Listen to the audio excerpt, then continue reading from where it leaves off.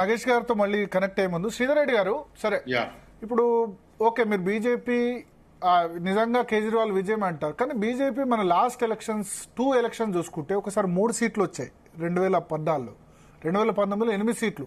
అప్పుడు కూడా పార్లమెంట్లో land slide victory BJP 7 out of 7.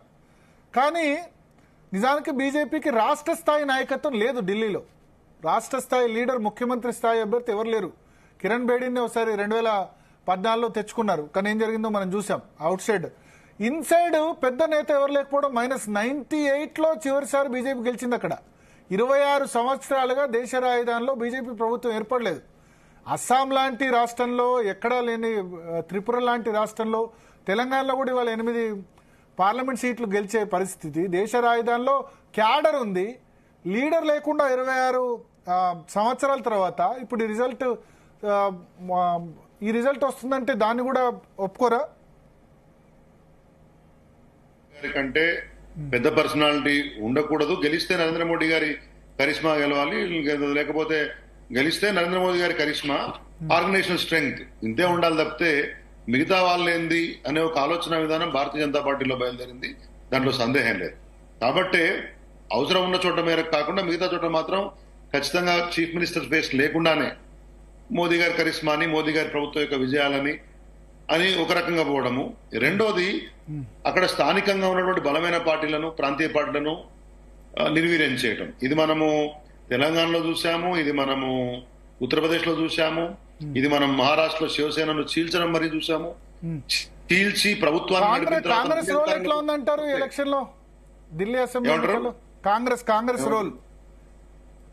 Congress ఇప్పుడు ఒకటి గుర్తుపెట్టుకోండి, ఇద్దరు బలమైన ప్రత్యర్థులు. ట్రయాంగిల్ కాంటెస్ట్ లో ఎప్పుడూ కూడా ఇద్దరు బలమైన ప్రత్యర్థులు అని ప్రజలు భావించిన తర్వాత ముగ్గురులో ఇద్దరిని థర్డ్ ఆల్టర్నేటివ్ అనేది ఉండదు. ఇంకా థర్డ్ పర్సన్ ఆటోమేటికలీ మార్జినల్ అయిపోతాడు. వాళ్ళదేమీ ప్రమేయం ఉండదు. మీకు అనేకమైన సీనియర్, మీరు చాలా సీనియర్, మీకు కూడా తెలుసు.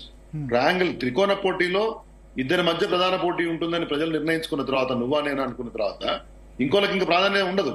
ఎందుకంటే ఇప్పుడు దేశంలో కాంగ్రెస్ పార్టీ లేదు, ఢిల్లీలో చాలా రోజుల నుంచి లేదు. కేజ్రీవాల్ గారికి పక్కన పంజాబ్ ప్రభుత్వం ఉంది, ఇక్కడ బలమైన ప్రత్యర్థిగా ఉన్నారు. దేశంలో అధికారం బీజేపీ దగ్గర ఉంది. ఇప్పుడు కాంగ్రెస్ తో అవసరం ఏంటండి ఢిల్లీ ప్రజలకి? వాళ్ళు అక్కడి నుంచి కూడా అదనపు సాయం చేయలేరు, ఇక్కడ బలమైన ప్రత్యర్థిగా లేరు కదా. అట్లా ఆల్టర్నేటివ్ గా ఫిక్స్ చేసుకోవడంలో, ప్రొజెక్ట్ చేసుకోవడంలో కాంగ్రెస్ వైఫల్యం చెందుతోంది. ఇది రాహుల్ గాంధీ వైఫల్యం అనుకోవచ్చు. అంటే ఇండియా కూటమిలో కలిసి పోటీ చేశారు వాళ్ళిద్దరు. అదే కదా, ఒకట ఇండి 3 పార్లమెంట్ సీట్లు కాంగ్రెస్ పోటీ చేసింది, 4 ఆమ్ ఆద్మీ చేశారు. ఆఫ్టర్ ఎలక్షన్స్ హర్యానాలో పొత్తు లాస్ట్ మినిట్ లో కుదరలేదు.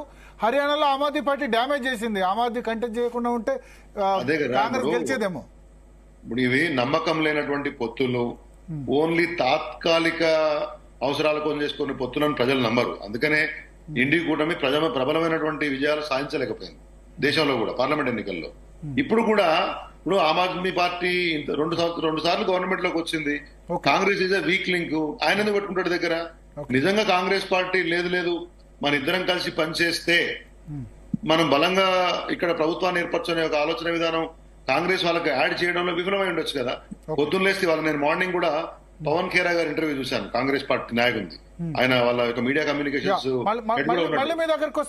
ఆయన ఒక్క నిమిషం అండి, ఫైనల్ గా ఆయన అరవింద్ కేజ్రీవాల్ మీద ఆల్మోస్ట్ దుమ్మెత్తిపోయడం ఒకటే తక్కువ. అంటే నువ్వు కొట్లాడాల్సింది బీజేపీ మీద, బీజేపీ బలమైన ప్రత్యర్థి అనుకున్నప్పుడు మిగతా ఇద్దరు కలిసి ఉంటారా, విడిపోతారా? అది సింపుల్ కెమిస్ట్రీ కదా, లేదా సింపుల్ మ్యాథమెటిక్స్. ఆ విషయం కాంగ్రెస్ అర్థం చేసుకున్నంతసేపు వాళ్ళ పరిస్థితి ఇట్లనే ఉంటది. రామచంద్రరావు గారు